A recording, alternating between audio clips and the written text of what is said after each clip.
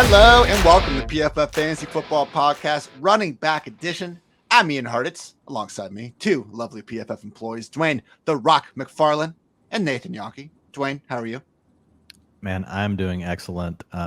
Like you say, it's always a great day to be great, but it's especially a great day to be great whenever we get to have Nathan Jahnke on the show with us. Like Nathan, like how many trophies have you taken home as far as your accuracy over in the rankings? Each of the last 3 years, top 5. So yeah, see how casual he says that, Ian. See how casual he says that. It's just like, yeah, pretty much top 5 every year in my life since I was born. Like that's what I heard.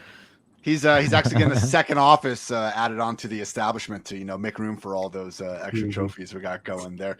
Nathan Jahnke, and again at PFF _ Nate Jahnke. You got a long handle, Nate. I think I nailed that one. But if you do not follow Nathan already, just again, I think you're a cool guy, Nate. I think there's plenty of stuff there. But my goodness, man, just the fact that you don't miss a slate, whether it's preseason, Sunday night football, Thursday night, Monday night, the usual Sunday. This man has all of those snap rates that, let's face it, we see. I'll tweet him out eventually. Dwain will tweet him out. People around the industry do it. Nathan is the first guy to do that every single week, every single slate, and it's coming straight as soon as PFF's lovely play trackers are done with it. So, Nate, great to be potting with you again. We talked about 10 minutes ago when we finished up the QB edition of this, but great day to be great, good sir. Thank you. And sometimes I'm tracking it myself, trying to do it faster than our guys are tracking it. So, since that's how I got my start at PFF was doing that. So, 13 years of experience there, so he's definitely faster. Yeah, because I'm trying to use our back end tool to get it, and like I'll notice Nathan, like even if I'm like doing it live with him, like his tweets are like 5 minutes before mine. Writers write, grinders grind. All right, guys, we did our quarterback edition, and look, we've talked about these players plenty throughout the offseason, but with things always changing, seemingly by the day, particularly with training camps in week 1 right around the corner here. Just want to quickly go back through some general strategy tips and then just get through some more big picture questions, hopefully ahead of your draft this weekend. So, guys, starting things off, looking at traditional one quarterback redraft leagues, you have 2 or 3 running back spots, a couple flexes. There's nothing that's really forcing you to take quarterbacks overly early. If there are big differences in terms of early, middle, and late draft position, which I do think there can be, particularly in the earlier rounds when we still have an idea of what players could be available, we can reference that. But Dwain, seems like, having done many drafts with you, my friend, really leaving the first 3 rounds with 1 or 2 running backs, you don't have to. We did an entire podcast on how to start, wide receiver. God, it's every time. Triple wide receiver, Ian. We did a podcast on that, but just again, Dwain, having done so many drafts this year, I really do think we have a rare chance to get some of these workhorses or explosive pass catching backs in those first 3 rounds, maybe even into the 4th round, looking at you, Travis Etienne. That tends to be my preferred strategy. Try to leave those first 3-4 rounds, if it sets up that way, with at least 1 or 2 running backs. Yeah, I would say like I at least want to come away with 1 in the first 3 rounds. There are occasions where the board falls a certain way. To your point, we had a whole podcast about it and just what to do if the board does fall that way, or you just want to go triple wide receiver to start. You can. One thing I'll say, even like taking one step back from just the running backs, and we've mentioned this before, it's a very flexible year. Like I've honestly worked through a strategy of basically starting your draft every way possible. And you have a lot of ways that you can build your team, and there's a lot of pockets of value, I think, this year that we haven't always seen. Some years shape up better than others versus ADP. We never know for sure how ADP is going to react. And so it's a really good year no matter what you want to do. But yes, I typically want to come away with at least 1 back. Quite often, I'll still come away with 2 backs in the first 3 rounds. And it is a year. And we did a pod on this one too, the triple RB start. Typically, I haven't advised a 3 RB start in like 3 years. But this year, I do think in PPR specifically that there is an opportunity to start that way, because you could start off, in the first round, and you could take someone like Austin Eckler in the middle. If you're playing in a home league, guess what? Saquon Barkley is coming all the way back to you in the middle of the 2nd round. And then in the 3rd round, if you get like a guy like James Conner, if you want to wait till the 4th round and take Travis Etienne, then technically you'd be getting 3 out of your first 4 picks. But if you look at the types of profiles of backs we get, we don't necessarily want just early down grinders like a Nick Chubb. I don't necessarily want him to be part of that equation.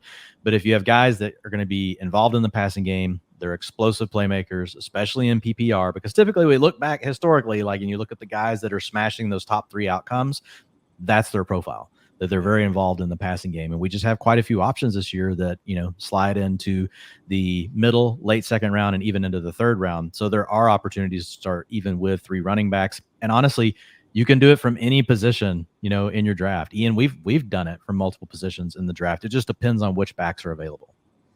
Nathan, your perfect 2022 fantasy football draft strategy, round by round 3.0, recently republished on PFF.com. And within that article, you have links to actually your specific strategy with picks 1 through 3, 4 through 6, 7 through 9, and 10 through 12. This is part of what makes our new Pro Football Focus app so great, our draft strategy mode, where literally you can put in what pick you're picking from, get our advice, get our targets round by round throughout your draft based on your specific settings and where you are actually picking from. So check that out if you haven't already, again, at the App Store, Pro Football Focus. But Nate, I guess I will say, while the targets might change depending on where you're picking from, top of the first round or bottom of the first round, do you still kind of agree with what Dwain and I are saying here, where really, man, trying to get out of the first 3-4 rounds, you should probably have 1 or 2 running backs at that point? Yeah, I definitely want 1. The vast majority of the time, I try to get 2 in the first 3 rounds. Just the drop off after the top 15 guys, everyone after that, it's like, yeah, Travis Etienne looks great week 1, but once James Robinson is healthy, maybe it goes to a 2-back committee, or maybe they like Robinson more.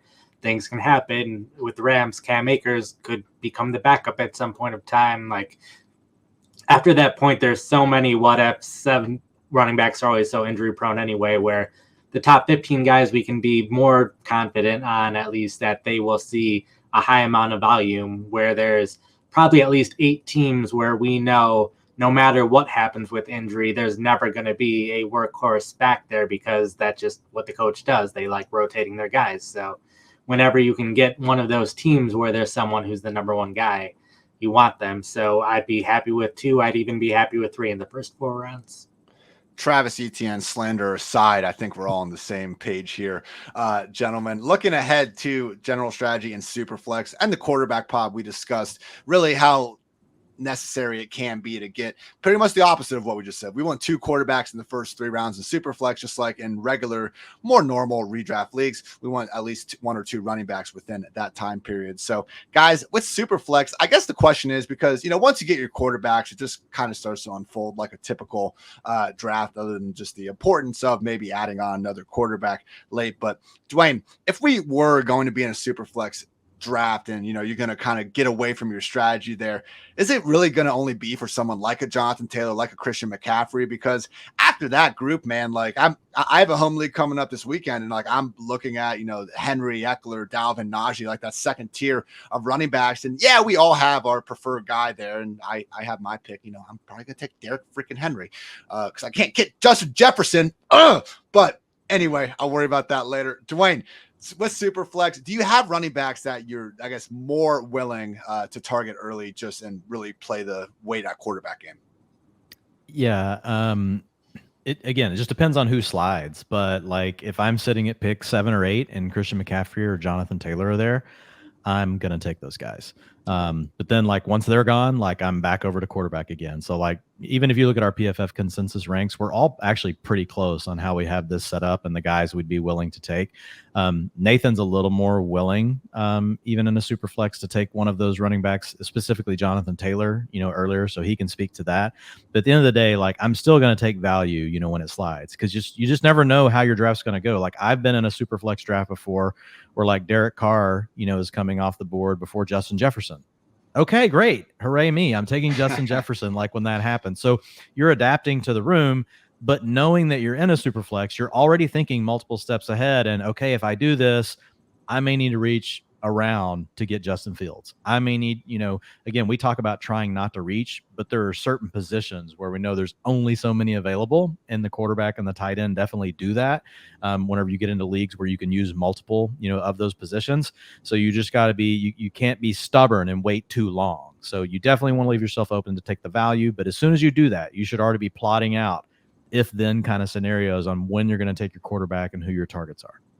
with our PFF consensus superflex ranks, Josh Allen, Lamar Jackson, Kyler Murray, Patrick Mahomes, Justin Herbert are the big five. After that, we do have Christian McCaffrey, Jonathan Taylor popping up just before Jalen Hurts, then Justin Jefferson, Cooper Kupp, Trey Lance, Joe Burrow. Only then at pick 13 do we start getting to Austin Eckler, and the other guys are sliding down even later. So don't need to go quarterback. If you are going straight from that path, though, it better be for someone like a McCaffrey, Taylor, Jefferson at value. Nathan, anything else to add in the Superflex? Yeah, just since often I'll be the one going to quarterbacks, so there will be someone else who likes to get some of those running backs early.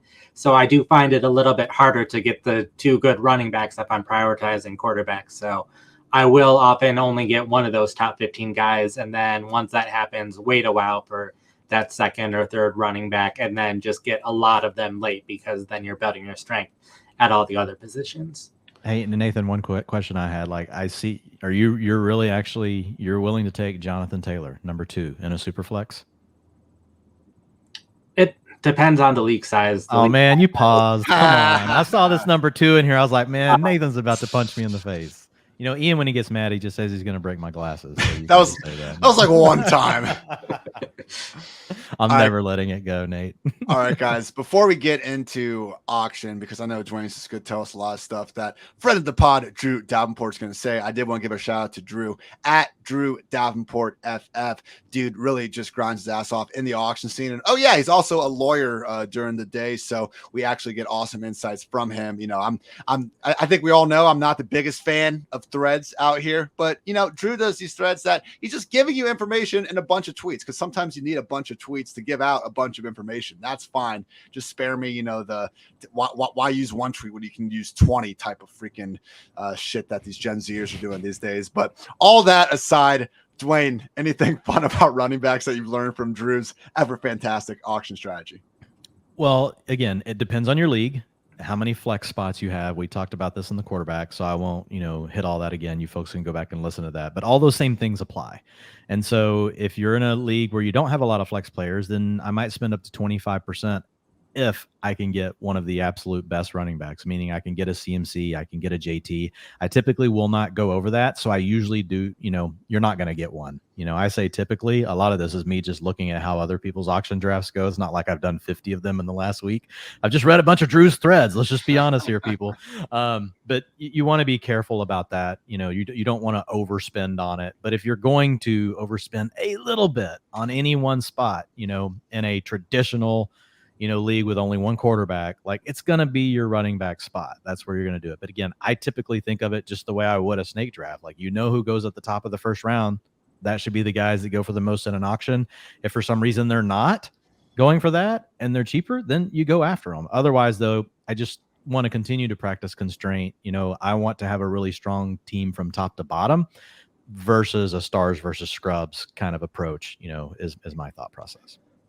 Nathan, from your own experience, with auctions, do you find yourself just really letting someone else outbid you and the rest of the league on these top running backs? Or maybe is there a running back this year where, even though Dwayne's got his little 20% number out here, we can be men about this. We can go out and spend $40 if we want to. Is there someone like that, Nathan? Or do you kind of agree with the, don't be a hero kind of mindset?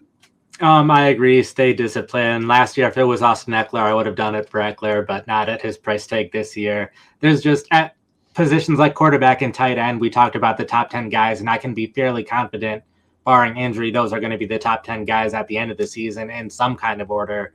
Where running backs, we see all the time, just players that we didn't expect finish in the top 5, top 10. They do it, like James Conner, someone who last year I probably wouldn't have said was going to be a top 5 running back, and then here we are a year later. So because I'm less confident about the running backs I have ranked, will stay there because of a number of things that can happen to running backs. Because of that, I'm not as willing to spend high on the top couple running backs. All right, fellas, good stuff on the strategy, general strategy tips. I want to get into a few more specific questions here. So Dwayne and I have discussed what really constitutes a dead zone running back. It's usually considered kind of rounds 4 through 7. On the one hand, these are running backs that usually the guys we see here, they're committee early down backs. Maybe the offense is good, maybe it's not, but we're either looking at multiple injuries away from a full-time role, or we're just not seeing that sort of 3-down, pass-down role. And it really just kind of, it leaves you questioning the overall upside of these guys when they're going up against against legit upside wide receivers still, or Kyler Murray still. So it's kind of this double-edged sword where we have archetypes of running backs that we're not thrilled about, and we still have plenty of really good players on the board that we love to draft. With that said, don't hate the player, hate the ADP. I'm making a ruling that the dead zone is like ADP pick 40 through 70. Looking at Fantasy Pros consensus ADP, that means I'm talking about guys like Josh Jacobs, Elijah Mitchell, AJ Dillon, J.K. Dobbins, Clyde Edwards-Helaire, even Damien Harris sneaks in there. Guys, if you want to cheat a little bit, fine, but don't go too far out of that zone. Dwain, what dead zone RB would you be most interested in drafting at cost? If I have to pick one of them, it's AJ Dillon. He's going pick 64. But you're just betting into the upside that if something does happen with Aaron Jones, you probably have a top 5 back. I'm still not crazy about taking AJ Dillon in that round because of the receivers that are available. Actually, it's funny. Like, a lot of experts love AJ Dillon. They draft him every single draft. I have pretty low exposure, to Dillon. But if I have to pick, it's him because, like, Josh Jacobs, he checks all the boxes we don't want, right? Elijah Mitchell, a lot of unknowns, checks the boxes we don't want, doesn't catch passes. J.K. Dobbins, I don't even know he's going to play week 1, right? Yeah. Doesn't catch passes. Lamar Jackson runs the ball. They rotate. So it's like these are very prototypical, dead zone backs. So A.J. Dillon is the one, in my opinion, that doesn't fit that. I mean, there is number 40, Breece Hall, but, he just now slid into that, like probably in like the last 2 days. I do wonder if we're maybe we're expecting Aaron Jones to be the lead receiving back here because he's one of the best receiving backs in the NFL. Last year, though, same amount of games with 40-plus receiving yards as A.J. Dillon. Nathan, from what you've seen, and I know the Packers haven't really played their ones. I don't think they played them at all in the preseason. But with this split, we have heard LaFleur say that he basically does consider A.J. Dillon a starter.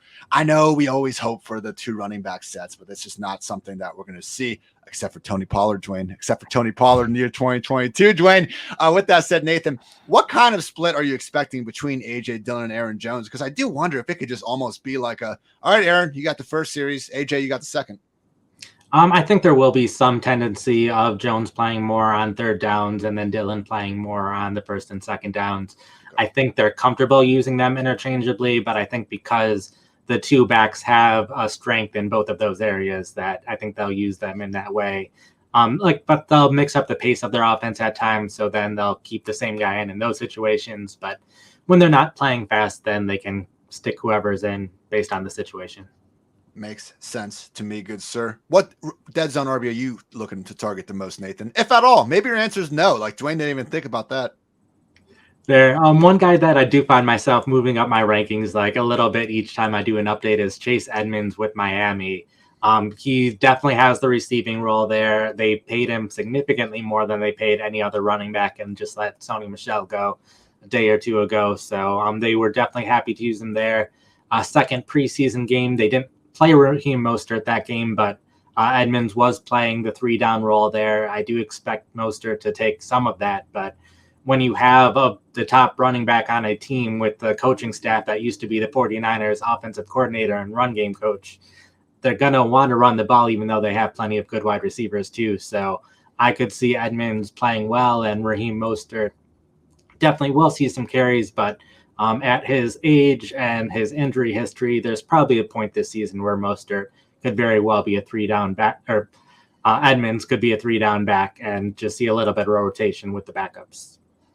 I didn't know I had to stay inside the 70. That was definitely the best one. Like I keep moving Edmonds up every time ADP moves up. Like the only reason, like one of the anchors I use for my ranks, like in my tiers, I still look at ADP because we know people will just they'll just draft straight off our list, right? So I never want to have like somebody way too high because they'll just go take them like 3 rounds early. Like part of winning your draft is like having the art of, okay, I can actually wait until round 7 to take Chase Edmonds, and you don't want people will go send you their draft board because I've done this in the past, and they're like, man, and you took Chase Edmonds in round 3, So I love that one. I'm absolutely like, and again, explosive pass catching backs. Like that's what we're looking for. Chase Edmonds had the most 15 plus, yard carries from a percentage standpoint last year. Also hit, I think, over on Next Gen Stats, the guy that hit 15 plus miles an hour the most, on the highest percentage of his carries last year. So I think when Mike McDaniels got him, he knew exactly what he was getting.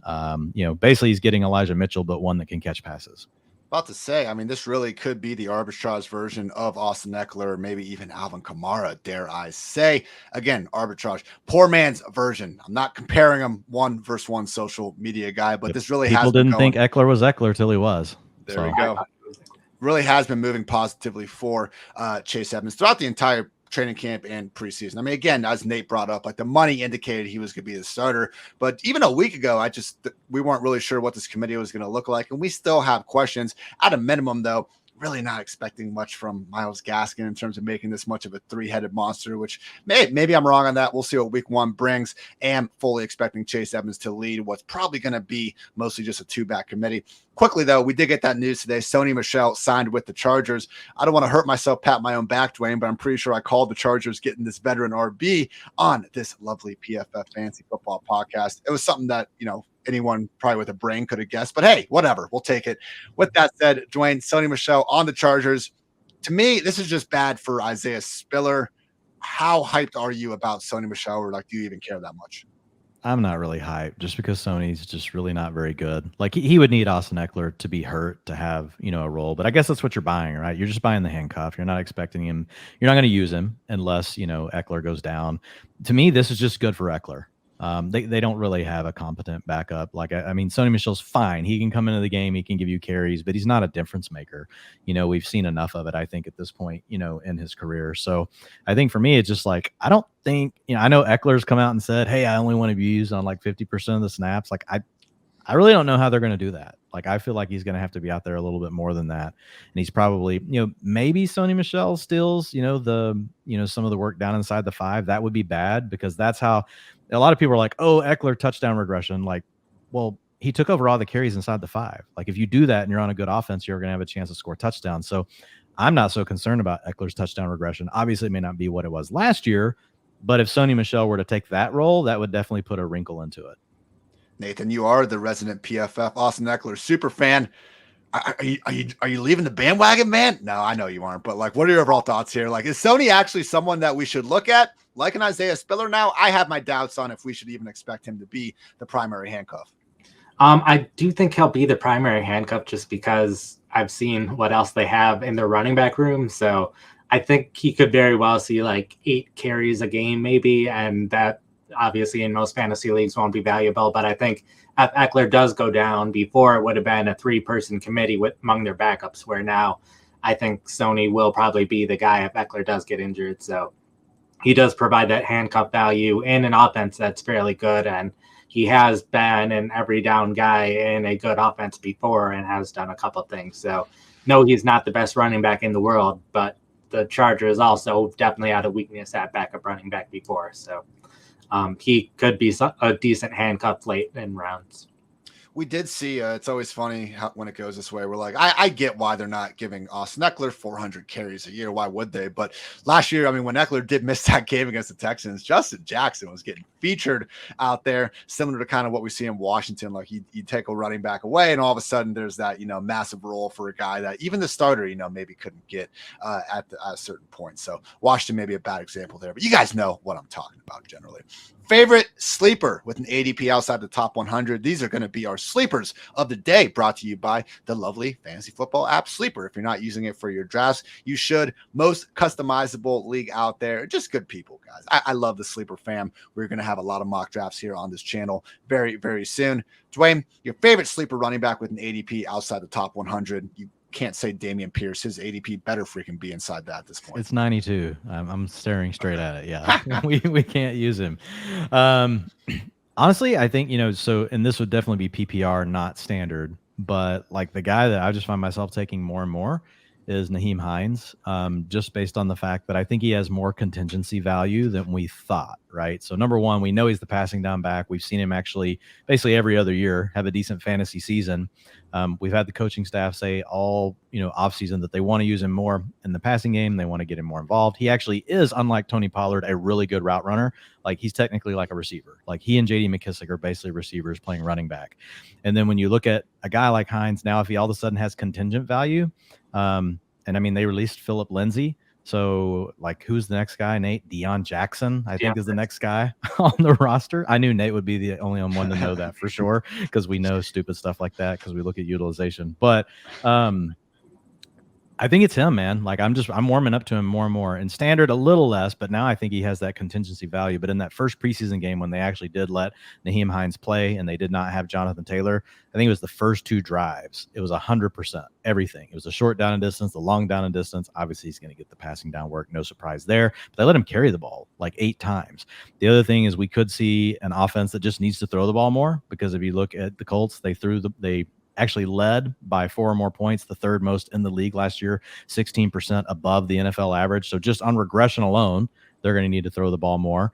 And then if they decide to speed up the offense, run more plays, there's just a lot of outs, in my opinion, for Nahim Heinz. And he's a guy that actually they paid last offseason, and it just didn't quite come to fruition just because of the way all the game scripts and everything work. But now that he could potentially actually be the handcuff truly to Jonathan Taylor, I did not think that coming into the preseason. But if Jonathan Taylor goes down, I think we're probably going to see Nahim Heinz at least in an Austin Eckler, type role, maybe 50% of the carries, get all the passing down work, and might surprise us and get the carries inside the 5, because there's just nobody else on the team.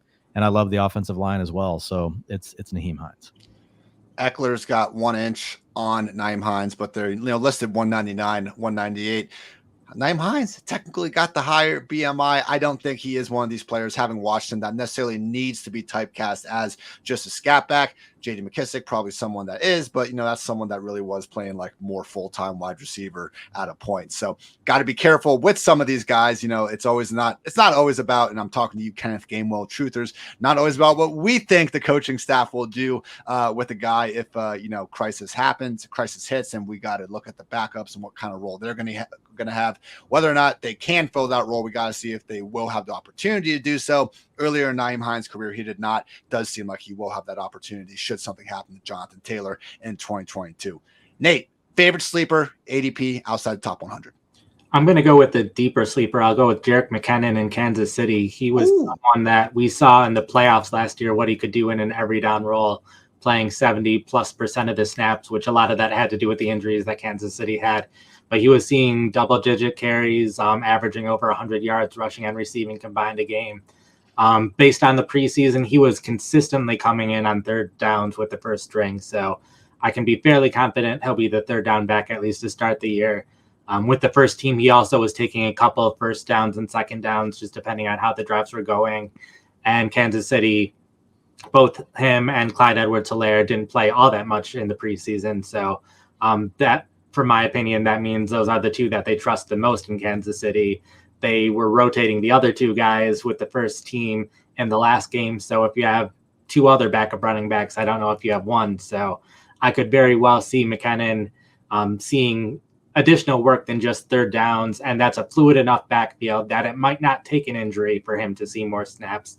It could just take him playing better than Clyde Edwards-Helaire to start seeing increased snaps over time. So a bunch of these other backs, you do need an injury because the top guy is so good. But I think they're close enough together that it might not take an injury for Kansas City. Plus, the offense is so good that a good running back there can be good for fantasy.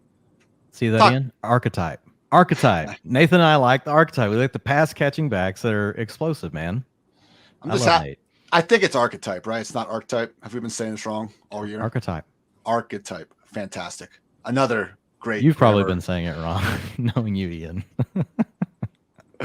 Oh my goodness. My sleeper running back, the same guy it's been all damn off season, people. It's Jamal Williams. He's still going outside the top 50 running backs. Like right now, Fantasy Pros consensus ADP going behind J.D. McKissic, Brian Robinson, Raheem Mostert, Rashad White, Khalil Herbert. Just guys that we're hoping could have the sort of role that Jamal Williams basically already has locked up. My pick to be this year's version of James Conner, the potential RB2, more likely touchdown dependent RB3 on a weekly basis, but God forbid something happens to the starter, has a skill set to be a full 3-down player. And although we didn't quite see that last year when Swift did miss time, Williams was also banged up, and he was still clearing 16 touches in those games without much of a problem. Everyone and their mother seems to be picking the Lions as the breakout team of the season, or at least, beat their win total, maybe sneak into the playoffs. If they're going to do that, there's going to be one person in this offense other than Swift and Amon-Ra, maybe Hawkinson doing something big. I think Jamal Williams has every chance to be that guy.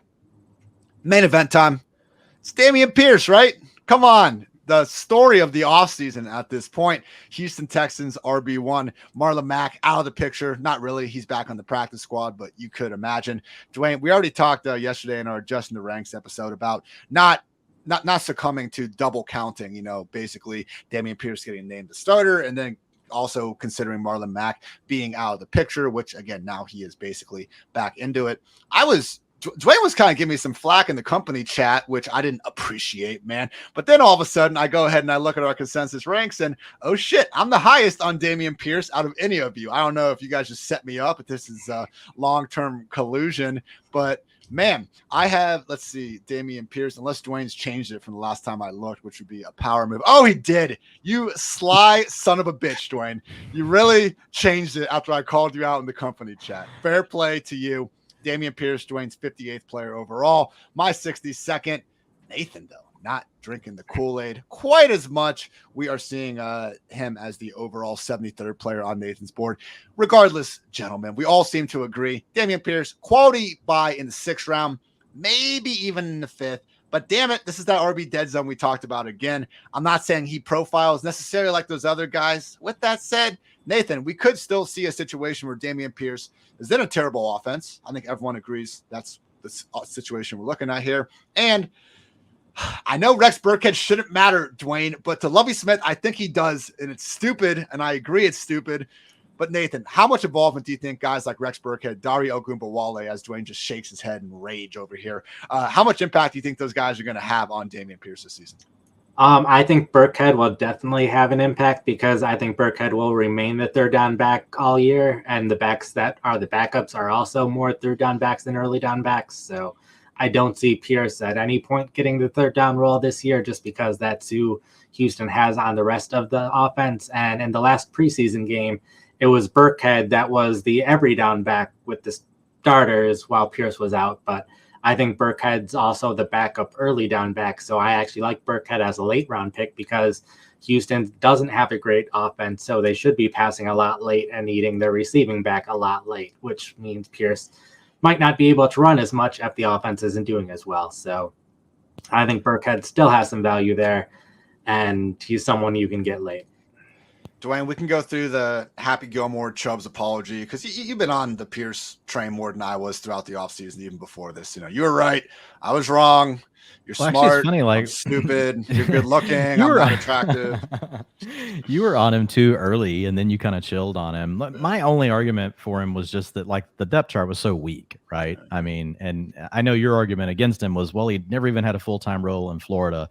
I think now we know Florida just tries to keep good players on the off the field. Kadarius Toney, you can't play. Damien Pierce, you can't play. I disagree with Nathan though. I'm totally with him, and I put out a tweet about this, just with Rex Burkhead was out there for all the 2-minute offense, took all the long down and distance work. But I think the difference being is, sometimes you have to take a little bit of a risk on a player like this, and you have to think about where they're going to be at the end of the season. My bet would be that Damien Pierce does take over the every down role. And I think he's worth the risk to go after it right now. Nathan could be right. I do think it's definitely in the range of outcomes that if Burkhead, 32 years old, stays healthy all year, which is pretty much rare. Burkhead doesn't usually stay healthy all year. He did last year for the most part. But anytime he's been in a significant role, that's been a tough thing for him, even when he was in Cincinnati. So being an older player, knowing that, injury is a risk, and just knowing that how much this coaching staff really likes Damien Pierce. And then the last part, Damien Pierce was a good pass blocker in college. He was also a good receiver in college, right? He was one of the guys that's one of the things that people got excited about is he really could be an every down back. So I think as soon as the bye week gets here, maybe week 6, after that, you could see Damien Pierce come out as the every down back. If he does not, it is going to be tough for him to pay off ADP because of what you said. If we've got a team that's only expected to win 5 games, they're going to be trailing in the second half of games. They've got to throw the ball. If he's not out there, that's going to be a problem. And even when you get down inside the 5, maybe that's normally his role. But if you're trying not to chew clock to come back in a game, guess what? Those turn into passing downs, not running downs. And that takes away touchdown opportunity as well, which if you're an early down back, we've talked about it multiple times. The formula you do not want is you don't want a running back that's early downs that plays on a bad offense right now. I will say that the Texans, sneakily do have a really good offensive line. Brandon Thorne wrote about them being one of the more sneaky squads, and we saw them getting a lot of push last week. Now, I don't know how many starters were on the defense for the other team, so I'm not here to talk to you about how Damien Pierce looked like Barry Sanders, in the preseason. I was just kind of making fun of people getting so excited. But I do think there's a really good opportunity, and you got to bake it into his range of outcomes, because if you don't think that, honestly, you just shouldn't take him. Because right now, I just looked over on FFPC, so sharper drafts typically lead ahead of where our home leagues are. He's already going in round 5 at FFPC. He's going round 5, pick 8. And so over in home leagues, though, right now, you can still get him round 7, round 8. I think that's a much more reasonable price. So if you're going to take him in round 5 or 6, you kind of got to make a bet on the talent and him having that opportunity to take over. Can't really say for sure way it's going to go. I've got it one way, Nathan's got it the other, and I can see it going either way. I could see being in a position in round 6, maybe at the end of round 5, if it's one of those drafts where, your entire queue is just going one after another. Every single player that you're hoping falls to you just doesn't. The Rashad Batemans aren't falling there. Edmonds is already gone and stuff. At that point, okay, if it's Damien Pierce versus, Dwain, that kind of Elijah Moore tier versus what I might That's even basically take where it's going to be. That's kind of you're right at that spot. That's where I think it's fair. I'm not taking them before that. And I'm okay with that, but I'm just trying to, Nathan, a lot of our listeners here, they do one draft a year. Would you pay a round 5 or round 6 pick to get Damien Pierce? I'd wait till round 7. Dwain, similar sentiment? Yeah, if I've got one draft, round 7 is where I want to aim. Again, it depends on my build. If I've started 0 RB and I know I can take Pierce in 6 and Edmonds in 7 and I play ADP, then I'm trying to get both of them, so it just depends on how you started your draft. But if you've got 2 running backs on your roster already, there's no way I'm drafting Damien Pierce in round 5. No way. Absolutely no way. It was a good cordial. I think that's how you say that word. Good discussion, guys. I think we had some heat there, but we didn't get offended. It's just good stuff. Okay, so moving on. I had a little handcuff article go up on PFF.com. I know Nathan did as well earlier this week. I didn't have the most robust analytical method for doing this. I treated it more as an art than a science, which maybe you disagree with, but it is what it is. It's on the website. So there we go. Tier 1, basically, I was just trying to find running backs that we really believe could have the fantasy-friendly 3-down role. We'll say 70% of the snaps or more if their starter goes down. I do think there's a handful of teams now that actually have this opportunity, maybe some running backs that we aren't necessarily given that role. So I'm going to list, I believe, the 11 teams that I had here. You guys can make fun of me, list any others I'm missing, or just object when I am finished. So with the New York Jets, I do think Michael Carter's maybe the starter, but we're drafting Breece Hall first. With that said, if something happens to Breece Hall, yes, Michael Carter, every chance to be that feature back. He did hit the 70% snap threshold on 3 occasions as a rookie. Tevin Coleman's out of the picture. With the Patriots, I was mocking all the things that had to go right for, Ramondre Stevenson to get this 3-down role. Well, James White retired. Ty Montgomery's got an ankle injury. JJ Taylor, Kevin Harris, every single thing I jokingly was saying months ago, well, shit, they've pretty much happened. So it does seem like Ramondre Stevenson really might be one injury of Damien Harris away from being the running back. Y'all, with the Browns, we saw when Kareem Hunt got injured, Dearness Johnson takes the pass down role. I'm not convinced that if Nick Chubb gets hurt that they're going to take Kareem Hunt off the field on his normal work. I think Kareem Hunt has a higher ceiling without Nick Chubb than Chubb without Kareem Hunt. With the Colts, Dwain talked about Nahim Heinz earlier. Love that call. With the Broncos, just as Avante Williams would go off without Melvin Gordon would presumably go off without Avante Williams. Tony Pollard with the Cowboys, A.J. Dillon with the Packers, Alexander Mattison with the Vikings, Khalil Herbert with the Bears, my guy Jamal Williams with the Lions, and Darrell Henderson with the Rams, who is another good sleeper running back that none of us mentioned, but I know we still have him listed as a sleeper with the lovely Pro Football Focus app. So again, guys, Darrell Henderson, Jamal Williams, Khalil Herbert, Alexander Mattison, A.J. Dillon, Tony Pollard, Melvin Gordon, Nahim Heinz, Kareem Hunt, Ramondre Stevenson, and Michael Carter. Dwain, anything about that makes you, if I was wearing my glasses, want to break them?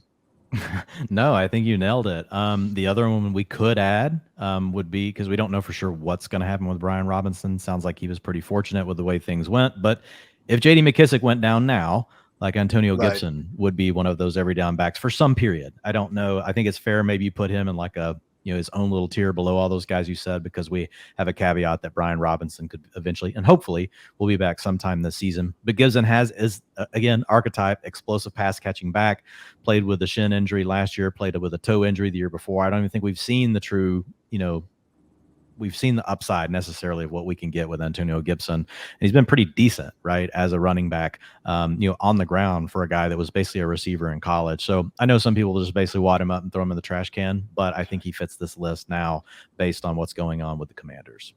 I swear to God, if Jonathan Williams gets the first snap of the season in that Washington backfield, I am going to be furious. If we have to go through this shit now after already everything that's happened. Well, Nathan will be the first one to tweet it, so that's where you'll hear it from, is from Nathan's account. Oh my goodness! Again, Nathan, you have also a handcuff article up. Your tier 1, the proven elite handcuffs: Tony Pollard and AJ Dillon. Tier 2 with top 10 potential: Alexander Madison, Ramondre Stevenson, Kareem Hunt, and Nahim Heinz. Tier 3, Darrell Henderson, Melvin Gordon, Michael Carter, and James Robinson. Only guy we're a little bit off on. I will say James Robinson, I fully get it. If he's healthy and stuff, that's fine. We know he has 3-down ability. He might already be the 3-down starter for all we know. I do think it's going to be split up between him and ETN. But if ETN were out of the picture, yes, James Robinson, big things. Finally, tier 4, the potential every down backs. And this is basically, just you throw a few more names in there, but Khalil Herbert, Jamal Williams, Mark Ingram, and Dontrell Hilliard. Hilliard's the interesting one, man. If we wanted to go deep with the sleepers, like Nathan, based on the usage, and we saw this in a couple backfields where, the starting running back got treated like a starter, but Dontrell Hilliard was well ahead of Hassan Haskins and Julius Chestnut the entire preseason. There were games in the preseason where he was among the starters who didn't get to play, and then when he did play, he basically took the first drive, took first down, second down, third down, and then his day was done before a bunch of other people who started those games. So he definitely is in the top 2. Last year, before Tennessee started getting more running backs that they were happy with after Derrick Henry, there was a game where he saw double-digit carries, and he's known more as a receiving back, which we expect him to be the receiving back this year. But based on their rotation of the 2 rookies behind him, it doesn't seem like there's a clear guy after him, and they kept both of the rookies on the roster. So I think Hilliard's a guy, and they would sub him out here and there, but I think he would at least be the starter on early downs and see a majority of the carries plus the passing down work. Got a few ranking discrepancies to go over next, but before that, going to quickly pay some bills. Get ready for the NFL Week 1 action with DraftKings Sportsbook, an official sports betting partner of the NFL. Bet just $5 on any football game and get $200 in free bets instantly. And now everyone can experience the thrill of DraftKings early win promotion. Get up 7, you win. Bet on any NFL team of your choice, and if your team leads by 7 points at any point during the game, you get paid instantly, even if your team loses. DraftKings is safe, secure, and reliable. Best of all, you can deposit and withdraw your cash whenever you want. Download DraftKings Sportsbook app now and use promo code PFF to get $200 in free bets instantly when you place a $5 bet on any football game. That's code PFF only at DraftKings Sportsbook. 21 or older in most eligible states, but age varies by jurisdiction. Eligibility restrictions apply. See DraftKings.com/sportsbook for terms and resources. Gambling problem? Call 1-800-GAMBLER. In Tennessee, call or text the Tennessee Red Line at 1-800-889-9789.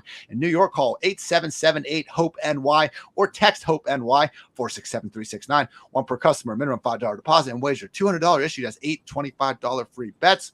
And, folks, our newest partner is revolutionizing the world of sports betting and fan engagement by making sports fandom profitable. That company is Symbol, the stock market for sports. Symbol was a PFF sponsor last year, and they are back for this football season. Symbol lets you trade pro and college teams like stocks and even earn cash dividend payouts when your teams win. I have a degree in finance, guys. I still don't fully understand what a dividend is, but it sounds cool. And, fantasy football, making money, I can get behind both those things. Symbol took the throw of sports betting and combined it with the profitability of the stock market to give you a platform where fortune favors the fan. Download the Symbol mobile app for iOS by searching SIMBULL in the App Store and use code IAN to receive a free team stock valued up to $150 upon signing up. The PFF team is even getting in the Symbol market themselves this season. Create a free account, enter code IAN to get a free stock valued up to $150 and compete against the PFF Forecast podcast this season on Symbol. If If you haven't heard by now, Underdog Fantasy is the best and easiest place to play fantasy football this summer. We've all been there in fantasy football leagues. It's Sunday morning and you're digging through news reports, trying to figure out whether to start your stud wide receiver that tweaked his hamstring last week, or you have a player on your team who hasn't been getting in the end zone, and then one week he suddenly goes off for 30 points on your bench. With Underdog Fantasy, all the stress of who to start each week is lifted off your shoulders because it's best ball format. Draft your teams before the season starts and get the best score in your lineup each week. Right now, you can draft an Underdog's Best Ball Mania 3 tournament to take a shot at $10 million in total prizes. Plus, Underdog is going to double your first deposit up to $100 when you sign up with the promo code PFF. And if you play just 10 of those dollars using promo code PFF, you get a free PFF subscription. Underdog drafts close before NFL kickoff. So what are you waiting for? Head on over to UnderdogFantasy.com or the App Store, play $10 with code PFF, and draft your Best Ball Mania team today. Alvin Kamara. Why is he this low in ADP? It's because of the legal situation. That's what happened all offseason, and we had to rank him appropriately, and it has now taken him a little bit of time to get back up into the usual round 1 range where he has been going for the better part of the last half decade. With that said, not completely in the clear. The next court hearing is scheduled for September 28th, I believe. We did have Adam Schefter report that most likely we're not going to have anything happen in 2022.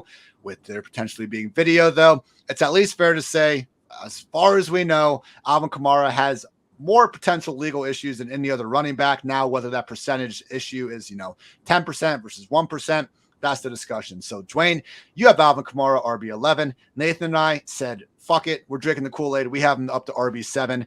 Explain, Dwain, why you're okay letting, Alvin Kamara. Basically, you're at a point where he kind of needs to fall to you just a little bit in the draft. Yeah, I mean, I'm still targeting him in the middle of the second round. And I mean, if someone wants to take him, in the early second round, I get it. Go ahead. But it's just because there is this thing hanging over him. I'm not really worried about him getting suspended this year unless video leaks. Even this next court date is nothing real. Nothing's going to happen there. They're just basically, it's a formality. They're kicking this thing down. They're kicking the can down the road. There's not going to be anything happen this year. Again, Drew Davenport, not only follow him for auction advice, follow him for his legal stuff. He does some great threads. He's got great threads on Kamara. He's been pretty accurate with pretty much most of this stuff, and at least he knows the legal system, and he's been sharing, what these legal terms we don't understand. Ian's an accountant and doesn't know a dividend. I'm not a lawyer, and I definitely don't know what a continuance or any of this kind of crap means, but Drew does, and he explains it all to you.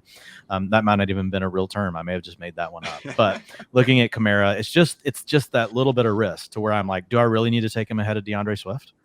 Do I really need to take him ahead of Aaron Jones? I have them profiled similarly. They're pass catching backs. They're going to be on the field for probably 50%, of their carries.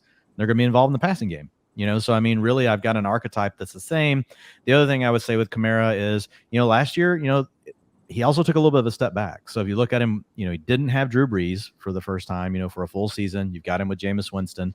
Targets per route run, 24%, still really good, for a running back. That's better than what a typical RB1 would get.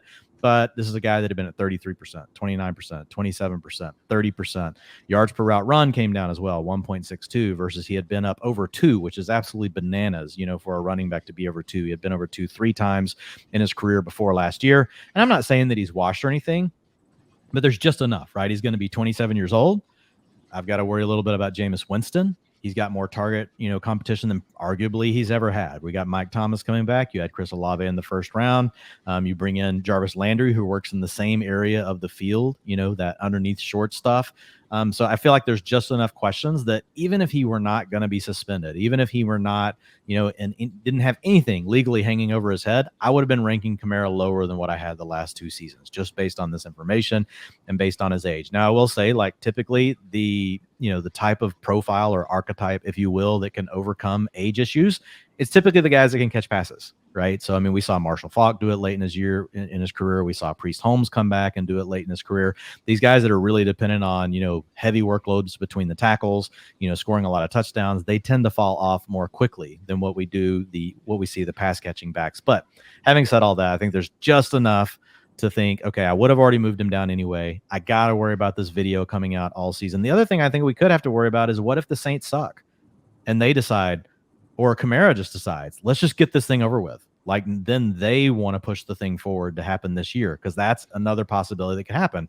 And if that does, that's right in the middle of your fantasy playoffs. It's going to be likely, week 12, 13, they're going to know enough about their season. They could just be like, you know what, Kamara's going to shut it down. He's going to try to take his suspension this year. And that could be something that his legal team could work out. So I feel like there's just enough concern around all these different things that I don't feel like I've got to take him over some of these other guys. I feel like I'm getting a similar player, similar ceilings, maybe a little bit less ceilings, but, similar, floors without the legal issue. But once you add the legal issue in, definitely Kamara has got the much larger, issue as far as where his floor could be for the season.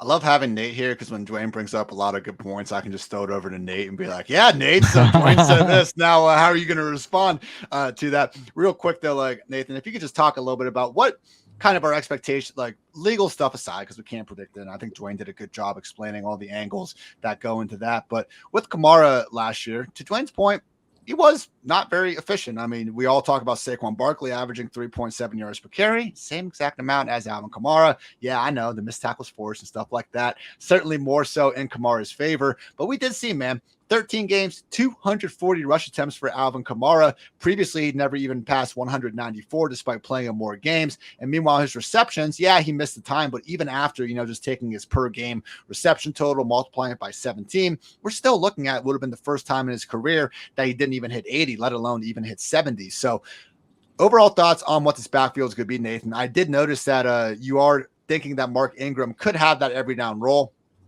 I had a little disclaimer in my handcuff tier article because they did give Mark Ingram that every down role. I think he played like 87% of the snaps or something absurd in that first game when they brought him back last year, kind of as the Kamara insurance. So what do you expect, Nathan, like in a week where both Kamara and Ingram are fully healthy? How do you kind of anticipate this rotation going? And could you see Kamara's role, despite the new competition, getting back to that, 100+ target, just fantasy friendly superstar that we know and love? Yeah, I think he'll definitely have the receiving work. I think he'll have the majority of carries when both of them are healthy. I think definitely one of the reasons that I still like Kamara, despite the fact that he started to regress a little bit, is that his backup is Mark Ingram, who is an older running back who has already regressed a couple years ago. So I'm not as worried about him potentially losing playing time because he regressed. So I think he'll still have the volume. I do trust the offense to do decently well. And we are just, 2020, he was RB1 overall. So even though he regressed a little bit, I could very well see a new head coach, which, yeah, he had plenty to say before. But after okay, what we did last year didn't work. Let's go back to what we did 2 years ago when Kamara was working well. So I could very well see that be a scenario where they stop having him run the ball so much and start getting him the ball more through the air like they were doing with him before. So I can see that strategy changing, and that's why I'm more comfortable still sliding him in probably right at the end of the first round. All right, Dwain, you're off the hot seat. Time to critique one of Nathan's rankings. We're not going to critique mine because I wrote the show sheet. So you guys should have thought ahead if you wanted to put me on the spot here. So, Anyway, Nathan, you have Saquon Barkley, RB13, 19th player overall. It's not egregious, and there are some. I mean, I think the ESPN ADP it has Saquon going round 3 sometimes. So it's not that people won't be necessarily getting Saquon here. I would think though, you go in some of these sharper rooms, and he's really more than ever gone, if not by the end of round 1, just really quickly around that turn. Are you comfortable not full fading Saquon, Nate, but having, less of him than a lot of people out there? Oh, yeah, I'm fine with it because he's a guy that is in the top 15 where we know he's going to get the volume. So anyone who's in that category who's getting the volume, we're happy to pick that high. But comparing him to someone like James Conner in Arizona, Conner has played better than Barkley these last couple of years. He has a better offensive line. The offense is better, which will get him more red zone opportunities. And Conner last year, after Chase Edmonds was hurt, Conner was seeing some of the receiving situations where Barkley can also be the receiver, but Matt Breida, his backup, can also do some of the receiving work, where in Arizona, they were rotating between 3 different guys to be the backup, plus the rookies, their 5th running back. So I know there's a saying, if you have 2 quarterbacks, you have none. If you have 4 backup running backs, I don't think you have a backup running back. So I have a couple guys like that directly ahead of him. Leonard Fournette's another one that I think has played better, is in a better offense, has a better, probably not a better offensive line anymore after so many guys have gotten hurt, but is in a better situation to score a lot of touchdowns, where I think the Giants offense will struggle more, which even though Barkley, I see him having the volume, I think it'll be harder for him to have the touchdowns than some of these backs in better offenses. That's why we're still waiting for maybe one of those backup running backs in Arizona to emerge as the RB2. And if they do, then okay, they're going to be someone probably in that RB50 range as a viable handcuff, maybe more. But yeah, who's going to take Chase Edmonds' role? Guys, we saw it last year. It was James Conner. James Conner keeps the James Conner role, and he takes the Chase Edmonds role, and it becomes the freaking literally 90% workhorse running back that Cliff Kingsbury is one of the few head coaches out there still willing to use. So all good stuff there on Conner, and he's been someone that Dwain and I remember even just talking in March, it was just like, this dude has the workload of a freaking top 8 running back. And we've been able to kind of step back on that and kind of rank him RB 13, 14 around that range, because you don't have to rank him higher in order to get him in the third rounds of drafts. So certainly not trying to make it Barkley versus James Conner. I certainly think that you can get both and probably feel pretty good about the draft. Dwain, we love Saquon, man. He's one of our guys. I'm not trying to push back on it. Just any words to people like Nathan potentially, Dwain, that are just a little hesitant to click that draft button on Saquon Barkley. Still 25, still possibly that world-beating superstar we saw what, 24 months ago? Yeah, I mean, Nathan's willing to take him too. I mean, he said it. The volume's there. Like, the way I look at Saquon is the floor, as long as he's not hurt, is Najee Harris.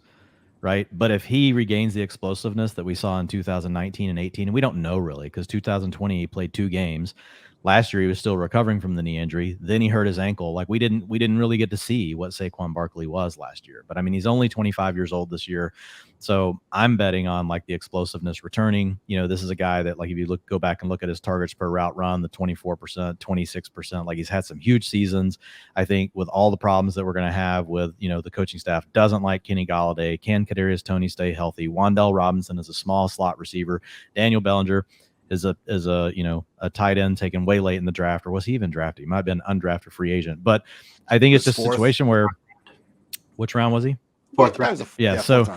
So looking at, all of these guys, like, I don't see a way Barkley doesn't have at least 100 targets. Right. And I think he's going to be close to 275 carries probably. So, and look, I like the explosive pass catchers, and that's what he is. Like, and he is the ultimate explosive weapon. Like, if everything comes back, we love James Conner, but I'm more worried about James Conner's injuries than I am Saquon Barkley's. Like, if we read like the stuff from the medical community, and look, it's not perfect, and they'll tell you that. But like, James Conner is the guy that, like, our guy like Edwin Porras is the most worried about. Like, this is a guy that's got a pattern of injuries that tend to repeat themselves, whenever you're struggling with the things that he has. Whereas when he looks at Saquon Barkley, he says, look, Saquon Barkley basically like is just as likely to be healthy as he is to be injured. And so when I hear things like that from the folks that I trust more than me, from that standpoint, and again, like, I don't care if you're on a good offense, if you're going to catch passes. Like, CMC played on really terrible offenses, right? And was the number 1 running back overall. And so I think Barkley literally has that type of upside. I just don't think that's in the range of outcomes for James Conner. I agree on all the things about the better offense, the touchdowns and those things. But at the end of the day, I think Barkley is a true like freak of nature. Like, if he's healthy and if you give him the full workload, he could beat out CMC for 101. CMC is the 101 if he's healthy. If not, like, we know it's JT, but I think Barkley could easily be in the conversation next year where we're saying, wow, like, this guy's a top 3 pick. I just don't see that for Conner. It is a funny phenomenon where we have these really good fantasy running backs, and we just kind of convince ourselves like, no, they really are different. It's not all that volume they got. No, this James Robinson in 2020, he truly is just one of the most special guys out there. It wasn't the fact he got 289 touches in freaking 14 games. So that's just, don't run into that issue, I guess, where you're looking at, because I've seen literally, Dwain, basically what you were saying about all the injured Giants and all, like, where the hell are they gonna go with the football? And I saw someone write out like that, basically exact same tweet, and like be like, so why is everyone interested in Saquon Barkley? It's like, that's why. where are they gonna go with the football? Like, we saw with Najee Harris last year, everyone was concerned about the offensive line. We said it doesn't matter because he's gonna get so much volume that he can be bad and he's not gonna bust. What happened? He was bad. The offensive line wasn't good. Like, this was really just probably worst case for Najee, and he finished as an RB1 because when you have that much volume, it is awfully hard to bust. So yeah, Saquon, versus some of these other running backs, sure, it can be a 1-for-1, but awfully hard to be a full fade on the guy with that type of volume, in my humble opinion. Bull call time, guys. Last little topic here. Nate, you have a bull call at the running back position ahead of 2022? I have no other guidelines. So, I mean, if you just want to say Damien Pierce overall RB1, man, floor is yours. Since I haven't gotten to talk about Avante Williams in a while in Denver, I do think that he will slowly but surely gain more and more of the playing time in Denver. And therefore, I definitely like him second round of the draft. So I think he is someone that has that RB1 overall potential. If Denver's offense can be as good as we think it can be, and they can start scoring a lot more touchdowns in Denver, I think he can be someone that'll be very special, because I think you need both the talent and the opportunities, and he definitely has the talent. Dwain, bull call ahead of the 2022 season. Travis Etienne finishes as a top 12 back. Again, all I care is like the passing down role on a bad team. I mean, he's insulated. Now, if he loses the passing down role for some reason, okay, well, like F my life. But outside of that, like I feel good about him. He's an explosive playmaker. So he has the things we want, right? We worry about every down grinders on bad teams, because especially if they don't break long plays, because it's like, how are you going to score a touchdown? Like, how often is your team really down inside the 5-yard line giving you a chance? But when you can make explosive plays like ETN can, you can still score touchdowns on the ground without having to be, close in. You still could get some of that work inside the 5, but it's mainly the passing down work, man. Again, it's back to the CMC profile. Was CMC on a good team? No. Did CMC's team score a lot of touchdowns outside of him? No. But Travis Etienne could potentially do that. We also know that Trevor Lawrence had the #1 check down rate in the NFL last season, also played with Travis Etienne in college. And it's just like been really good news, like all through preseason about him. So when I did my ranking of Travis Etienne, and I haven't changed it, I assume that 50% of the running of the work on the ground and the early down work is going to another back not named Travis Etienne on the team. And so if for some reason he does get that, because James Robinson, starts slow, suffers a setback, they don't think Snoop Connor's ready to handle that kind of work, then all of a sudden, like, wow, like it's going to be really hard to keep Travis Etienne out of the top 6 if he's getting that 65-70% workload. But that's not even how I projected him. And he still projects as a late round 3, early round 4 pick. So he just checks all the boxes that I want to see. And again, I'm buying into the archetype. I know sometimes we're going to be wrong on these players, but like historically, like that is the type of player that can hit really big for you. So I'll go with Travis Etienne. You said if he doesn't get the pass down role, if he doesn't get the pass down role, Dwayne, as our families are leaving us and we're screaming about how the process was right, we're gonna follow that up with and screw Doug Peterson, because come on, man, at that point that would be a tough L to take. But we're moving in with Nathan if Travis Etienne does not get the passing down work. You Nathan, make some room for us, okay? That's only a half joke, Nathan. Seriously. All right, my bull call: Cordero Patterson, top 15 PPR running back. It's like just an inexplicable fall for someone that was a legit upside RB1. He was a top 7 running back on a per game basis before he sprained his ankle last season. Comes back, and he was playing hurt, RB3. What happened in the offseason, just like guys like Chase Edmonds that we're hyping up, just like other running backs that just have an empty depth chart. What the hell are we calling behind Cordero Patterson? Like 5th round Tyler Algier, like it's just an actual thing, because people just refuse to give CPAT the respect that he deserves as an explosive pass catching back. And the fact that we've been able to get him, Kareem Hunt, Chase Edmonds, who's on the up and up, but getting those guys, in rounds 7 through 8, all off season long, even rounds 9, round 10 every now and again, just in my opinion, one of the biggest cheat codes of the 2022 off season. So it's seldom seeing guys that I get to take one of my irrational fandom takes and just fully ride with it in the fantasy football. But here we are, we're doing it. What could possibly go wrong here? So CPAT, top 15 PPR RB. Dwayne says Travis Etienne, top 12 PPR RB. Nathan, I forget yours. I got caught up. I'll go with top 5 for Williams. Ooh, that's right. Like Javonte Williams. We love Javonte 5 too, man. That was a wild week before they re-signed, not week, but before they re-signed Melvin Gordon. Dwayne came out with the way too early ranks, and it was Javonte RB2. You probably got some death threats. Oh, dude, I did get I actually got a DM on Twitter. That guy asked me how I had this job, how they let me behind a keyboard, that I'm a complete loser. I just said, yeah, man, I guess I am. But I'm with you, man. I love Javonte. I do think it's funny though. Nate's willing to fade Melvin Gordon, but he's going to let Rex Burkhead hold back Damian Pierce. I don't let things work both way on this podcast, Nate, just so you know. Like Ian will tell you. Very well. Ian hates it whenever I do that to him. give my mind a pretzel sometimes. I don't appreciate it, Dwayne, but that's okay. All right, everyone. Again, Nate, thank you for coming on, my friend. He'll be back. Wide receiver, tight end editions up tomorrow at PFF_Nate Jahnke. Dwayne at Dwayne McFarland on Twitter. Mine's, I heart tits. You guys get the joke there. So Dwayne, Nathan, I'm Ian. Thanks to those for tuning in to PFF Fantasy Football Podcast. Until next time, take care, everybody.